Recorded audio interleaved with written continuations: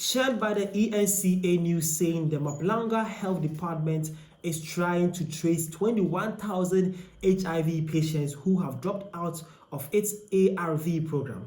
DA Health spokesperson Bosman Grabela unpacks more details with ENCA. See this. The South African HIV prevalence, incidence and behavioral survey, which was done, and we, as Mpumalanga, has got the highest rate of HIV infected people in the country, so we're the worst performing province. And then obviously you would like to do something about that, and number one is for those people who are tested positive to be on medication, because if they're not on medication, then their CD4 counts will go lower, which means their viral load will increase, and then they are more prone to infect their partners. So they are just better at spreading the virus. Why would they have disappeared? Surely you have a view, Mr. Grobler. Why would they have disappeared? What happened? Yes, I can give you that. When look, there's a few things that happened at once, and the one thing that happened in the same time as when we got this report was the threats of US aid that is going to be withheld from South Africa. So my immediate question to the MEC was, is this a result of the US aid that is, that's been withdrawn?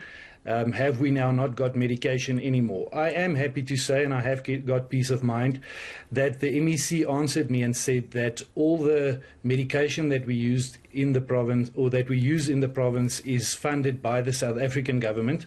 So the US funding won't influence the medication, but the US funding will influence the programs around awareness for HIV/AIDS. So it's not as if the medication is not available, according to the MEC, but the awareness around maybe the importance of using the medication has gone down. Okay, so as you have seen, well, it is said and believed that 21,000 HIV patients have lived or have denied or have dropped out from an ARVs program that is happening in a region or a district in South Africa. The health people actually are saying this is serious. 21,000 people have decided to stop using ARVs. Why is the world heading to? Do they know the kind of danger they are endangering the environment, the people, and how they are making the country or putting the country at risk? What does this even mean by 21,000 people? This is serious, this is dangerous, and hopefully you guys, if you're watching this and you're part of them, kindly go back to your, I don't know, have you gotten even a cure yet? What do you mean by they have dropped out for an ARV? What's not just one, not just 100, but thousands, but not just thousands to 20,000 people and over. Come on, guys. You guys can do better. You just need to do better, okay? Well, see this. This one says, what do you mean by dropped out? Yeah, an African is asking, what do you mean by you dropped out? Again, this one says, maybe they went back to their countries or switched province.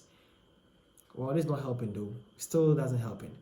Switching province still means that they are still in South Africa. Switching countries still means that they can infect somebody and that person will come back to South Africa or travel to South Africa. Still not helping though. Still not helping. Again, this one says 21,000 decided to stop taking ARVs. So reckless. Seriously. Putting the whole country into serious jeopardy. That's serious. And again, this one says those were all the ghost patients used for stealing. Or a South African believing that those names were just ghost names that were just in there to steal or loot government properties. And then lastly, this one says there could be illegal immigrants who were back at home. There are many that receive treatment in SA. If they are son, they should be able to track them down to particular addresses. Even the IEC has locations for voters in informal settlements where there are no number chaoses.